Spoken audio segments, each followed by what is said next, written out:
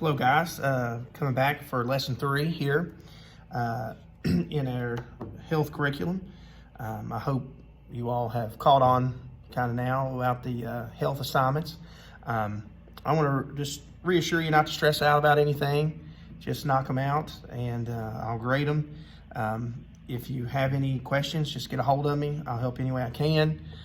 I'm starting off on page 16 with lesson 3, superb mental fitness, and I have the questions under the link for the video beside it, and when we get done I'll read the questions, take the page that they're on. You can refer back to the video if you need to answer, but I hope it's going pretty easy. Any feedback would be good. If you need anything, let me know. But title of our lesson this time is superb mental fitness. Our life skills are: I will develop good character and will choose behaviors that promote a healthy mind. As a totally awesome teen, you will want to strive for superb mental fitness. Mental fitness is achieved by being mentally alert. Developing good character and avoiding addictive behaviors also contribute to mental fitness. Character is a person's use of self-control to act on responsible values. Addictive behavior is behavior that is repeated, is difficult to stop, and has harmful effects. When mental fitness is threatened, help is needed. Our lesson objectives are: describe your personality, how your personality is influenced, explain how you can have mental alertness, discuss the benefits of having good character, give examples of addictive behavior, identify sources of help for addictive behavior. Our personality. Personality is a person's unique blend of physical, mental, social, and emotional traits. That was page 16. We are on to page 17 now. The reason I'm saying that again is because your questions will have page numbers where to find the answers. That way you can refer to the video. So page 17, personality. Personality is unique to you. Everyone has a personality. You might describe yourself as funny, talkative, or quiet. These are personality traits. Your personality determines how you respond to challenges of life. Personality is influenced by heredity and environment. Heredity is the sum of traits that have been transmitted from parents. Traits influence your heredity by including hair, color, and body type. Personality traits are influenced by the environment in which you live. Environment is everything living and non-living that is around a person. It includes people and places, such as your family and your neighborhood. It also includes examples you have had. Experiences that you've had. You might be athletic because your family members participate in sports with you. Mental alertness. Mental alertness is the ability to think clearly, to reason, to solve problems. Mental alertness also allows you to face challenges without being overwhelmed. It allows you to concentrate and remember information. An athlete participates in a training program to have a well-conditioned body. A training program also is needed to have a well-conditioned mind. Your training program for a mental alertness might include reading or working crossword puzzles to learn new vocabulary words. It might include choosing healthful entertainment that stimulates your thinking. Page 18. Character. Character is a person's use of self-control to act on responsible values.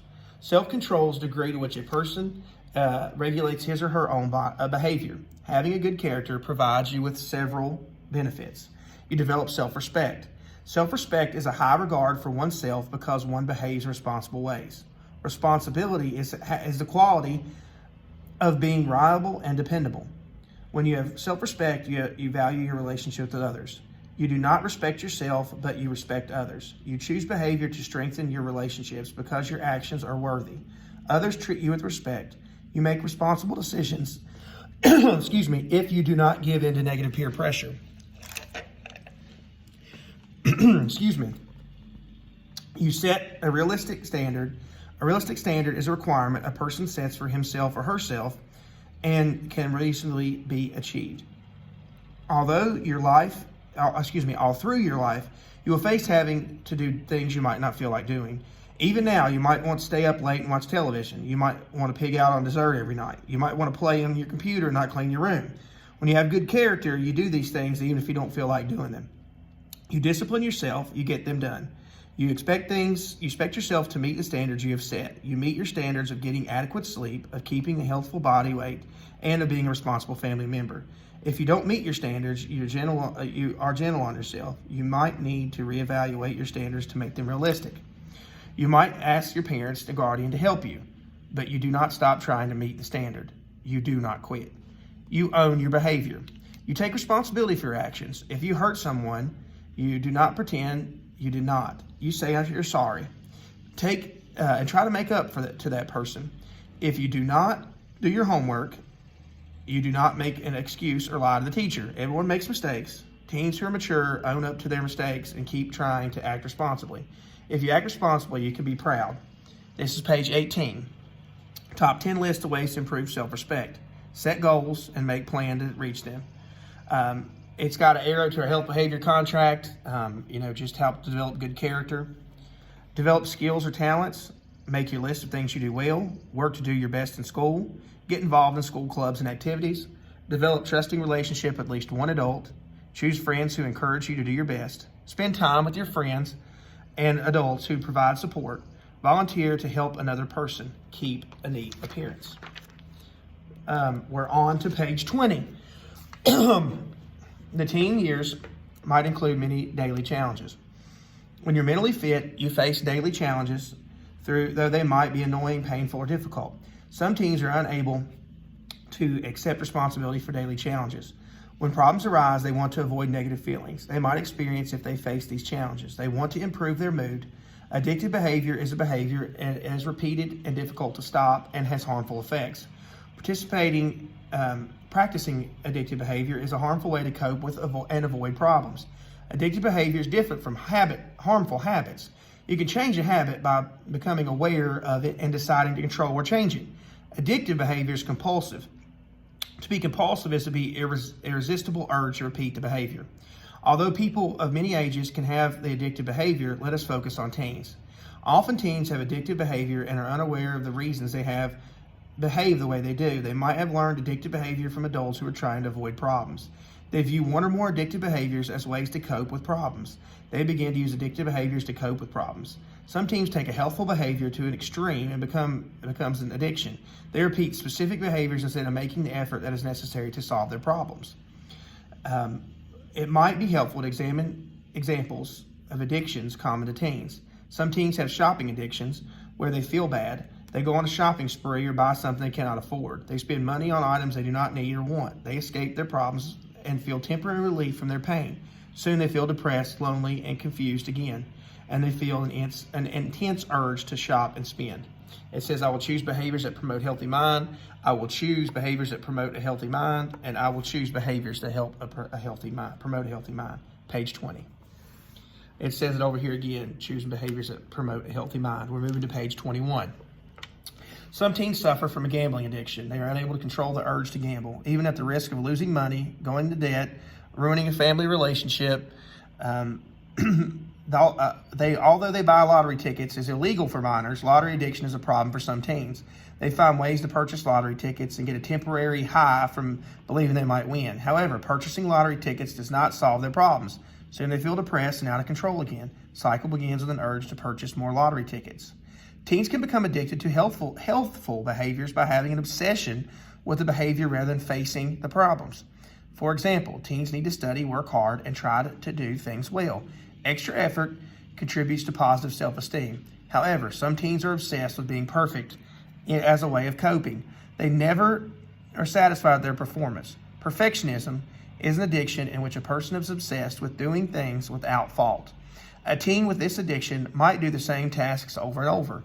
Each time the teen is not quite satisfied with the outcome, the teen believes, I will be okay if I am perfect.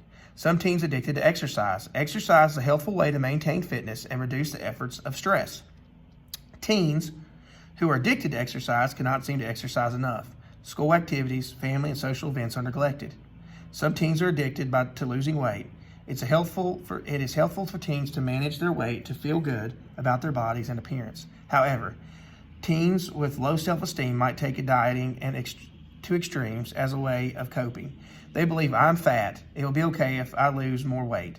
These teens develop eating disorders. An eating disorder is a food-related dysfunction in which a person changes eating habits in a way that is harmful to the mind and body, and different kinds of eating disorders will be examined in Unit 4. On to page 22. It says, you might be surprised to learn that some teens are addicted to relationships. These teens often feel neglected and need attention. They cling to a relationship for temporary relief from their feelings of loneliness. They become obsessed with a person and expect the person to be totally devoted to them. When they feel depressed or have self-doubts, they rely on the relationship to change their mood. They give control of their feelings and self-worth to another person. They become confused and mistake relationship addiction for genuine love. Teens have other addictions and try to change their mood. They cut and cope with problems. Teens might smoke cigarettes, drink alcohol, and use other drugs. We'll learn more about these addictions in Unit 6. Some teens develop multiple addictions. A multiple addiction is a consideration in which a person has more than one addiction. Sources of help. Many sources of help available for people who have an addiction and for those who care about them. An enabler is a person who knowingly or unknowingly supports the harmful behavior of another person. A teen enabler might have a friend or family member who has an addiction. Teen enablers usually are sincerely trying to help the person who has the addiction. However, enablers often take no positive action. They might want to protect the person by pretending the condition doesn't exist or by covering up for the person. They might feel embarrassed. The person with an addiction continues the addiction. The teen enabler needs to speak to a counselor or trusted adult. They need to change their enabling behavior. Programs are available to help teens enablers to change their behaviors. Add to the office, please. That was an announcement, so I'll continue through that. Page 23, we're moving on. Teens who have addictions also need help. The teens often deny their addictions and refuse to get help. Formal intervention is an action by people such as family members who want a person to get treatment. During formal interventions, people share their reactions and feelings. They set limits and explain the treatment is necessary. There are many different approaches to this treatment. One approach is an individual therapy or treatment that involves only a trained professional and other person. Other approaches include group therapy and family therapy. In a group therapy, a trained professional works with 2 or more people from different families at one time. In family therapy, a trained professional works with the person and his or her family members. Some teens who have addictions need treatment in hospitals or other recovery facilities. They might need treatment for physical health problems that result from their addictive behavior. Addictions are difficult to overcome. Many people who have an addiction must learn to manage this behavior for the rest of their lives. Relapse is a return to an addictive behavior after a period of having stopped it. Teens who are recovering from addiction need to learn the importance of sticking with their plan for recovery. Support programs are available for teens with addictions. These programs emphasize the need for continued support. That's page 23. Down here in the health content questions, they're on your Google document to fill out for a grade. It says, what are 2 factors that influence personality? Page 17. What are 3 activities that promote mental alertness? Page 17. What are ways you can benefit from having good character? Page 18. What are 6 addictive behaviors common to teens? Pages 20, 21, and 22. And number 5 is what kinds of therapy are available to teens with addiction? Page 23. That is the end of our lesson 3. I hope to see you guys soon.